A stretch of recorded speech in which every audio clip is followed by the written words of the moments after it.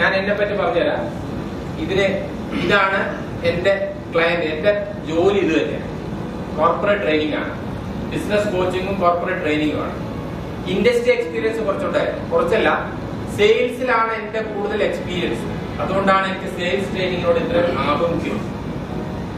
എന്റെ career start ചെയ്തത് Godrej and Boyce manufacturing company ലിമിറ്റഡിലെ ഡയറക്ട് സെയിൽസ് എക്സിക്യൂട്ടീവ് ആയിട്ടാണ്.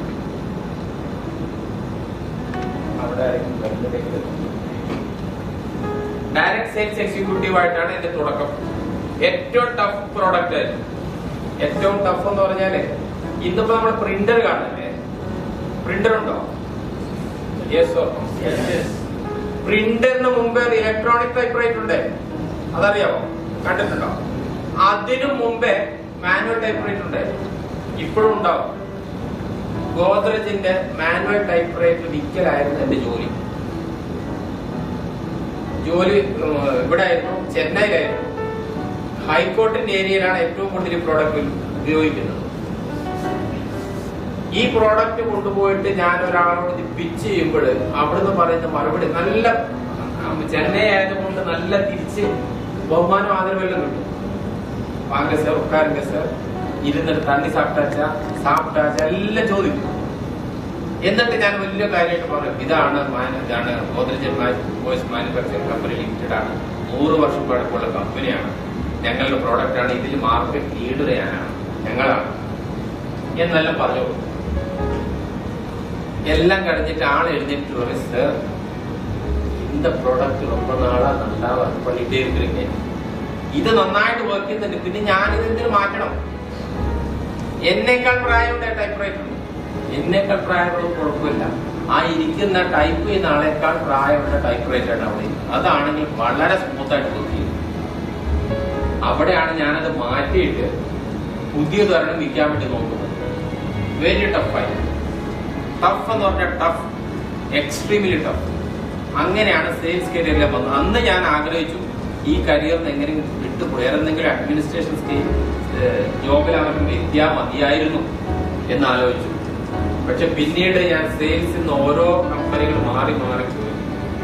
പിന്നെ അതിനുശേഷം ഫോട്ടോ കോപ്പിയറിൽ കയറി, അതിനുശേഷം ദുബായിൽ പോയിട്ട് ഹൗസ് ഹോൾഡിൽ കയറി, ഫുഡിൽ കയറി, ഓട്ടോമൊബൈലിൽ കയറി. പിന്നീട് ഞാൻ എന്റെ സ്വന്തം സെറ്റപ്പ് ഉണ്ടാക്കി. സ്വന്തം സെറ്റപ്പിൽ എന്നെ സജ്ജനാക്കിയത് സെയിൽസ് കരിയറാണ്. സ്വന്തം സെറ്റപ്പ് എന്ന് പറഞ്ഞാൽ എന്റെ കയ്യിൽ ഒരു പ്രോഡക്റ്റ് ഉണ്ടായിരുന്നില്ല. എന്റെ കയ്യിൽ എന്റെ സെൽ ചെയ്യാനുള്ള എന്റെ എക്സ്പീരിയൻസും എന്റെ കോൺഫിഡൻസും കയ്യിലൊരു ബാഗ് മാത്രമേ ഉണ്ടായിരുന്നു. അത് വെച്ചിട്ട് ഞാൻ മാർക്കറ്റ് ഇറങ്ങിയിട്ട് പല സ്ഥലത്തും പല പ്രോഡക്റ്റ്. എന്റെ ഏരിയ എന്ന് പറഞ്ഞത് ബിലോ ദി ലൈൻ അഡ്വർടൈസ്മെന്റ് ആയിരുന്നു. ബിലോ ദി ലൈൻ അഡ്വർടൈസ്മെന്റ് എന്ന് പറഞ്ഞാൽ complimentary gift, offset printing, screen printing, embossing, engraving. ഒരു ഓഫീസിനും ഒരു ബ്രാൻഡിനും ആവശ്യമുള്ള സംഗതികളെല്ലാം പല സ്ഥലത്ത് നിന്ന് സോഴ്സ് ചെയ്തിട്ട് എന്റെ ഇൻവോയ്സ് കൊടുത്ത് അവിടുന്ന് എന്റെ പേയ്മെന്റ് വാങ്ങലായിരുന്നു എന്റെ പണി. അപ്പോഴാണ് അന്ന് ഞാൻ സെയിൽസ് കരിയർ ഉണ്ടാക്കിയ സമ്പാദ്യം മാത്രമേ ഇന്നും എന്നെ സപ്പോർട്ട് ചെയ്തു. പറഞ്ഞു വരുന്നത് എന്റെ ഈ സെയിൽസിലുള്ള എന്റെ എക്സ്പീരിയൻസും ട്രെയിനിങ്ങിനോടുള്ള എന്റെ പാഷനും രണ്ടും കൂടി ചേർന്നപ്പോഴാണ് ഈ സെയിൽസ് ഓറിയന്റഡ് ആയിട്ട് ബിസിനസ് ഓറിയന്റഡ് ആയിട്ടുള്ള ട്രെയിനിങ്ങിലേക്ക് എന്നെ എത്തിച്ചത്.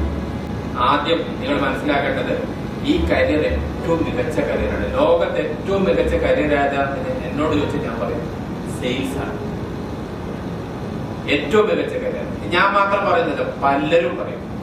ഏത് മാനേജ്മെന്റ് പണ്ഡിതനോട് ചോദിച്ചു കഴിഞ്ഞാൽ പറയും ഏറ്റവും നല്ല പ്രൊഫഷൻ എന്ന് പറയുന്നത് സെയിൽസ് ആണ്.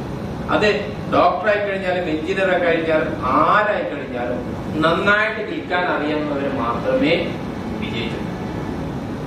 ഫണ്ടമെന്റലായിട്ട് ഇതാണ്. ഇതെല്ലാമാണ് എന്റെ ക്ലയന്റുകൾ. ഇവർക്കെല്ലാം ഞാൻ ട്രെയിനിങ് കൊടുക്കും. ഇതിലേതെങ്കിലും നിങ്ങളുടെ ഉണ്ടാകാം. സ്പെക്ട്രം സോളാർ ഞാൻ കൊടുത്തിട്ടുണ്ടായിരുന്നു, പെർഫെക്റ്റ് സോഫ്റ്റ്വെയർ കൊടുത്തിട്ടുണ്ടായിരുന്നു. മറ്റുള്ള മൾട്ടിനാഷണൽ അല്ലെങ്കിൽ MNCs ആണ്. ഈ കമ്പനികൾക്കെല്ലാം ഞാൻ ട്രെയിനിങ് കൊടുത്തുകൊണ്ടിരിക്കുന്നു. ഇതാണ് ഞാൻ ആരാണ്, ഈ പണിയെടുക്കാൻ എന്താണ് എന്റെ യോഗ്യത എന്ന് നിങ്ങൾ തിരിച്ചറിയണ്ടേ. അതിനാണ് ഇത്രയധികം പറഞ്ഞത്. വലിയ സംഗതിയൊന്നുമല്ല. എന്നാൽ ഞാനും നിങ്ങളും തമ്മിൽ ഇന്ററാക്ട് ചെയ്തിട്ട് വൈകുന്നേരം വരെ ഈ പ്രൊഫഷൻ നിങ്ങൾക്ക് എങ്ങനെ നന്നായിട്ട് കൊണ്ടുപോകാം. ഒന്നുകിൽ നിങ്ങൾ ബിസിനസ് ഓണർ ആയിരിക്കാം, അല്ലെങ്കിൽ നിങ്ങൾ ബിസിനസ് ഈ മേഖലയിൽ സെയിൽസിൽ ജോലി ചെയ്യുന്ന ആളായിരിക്കാം.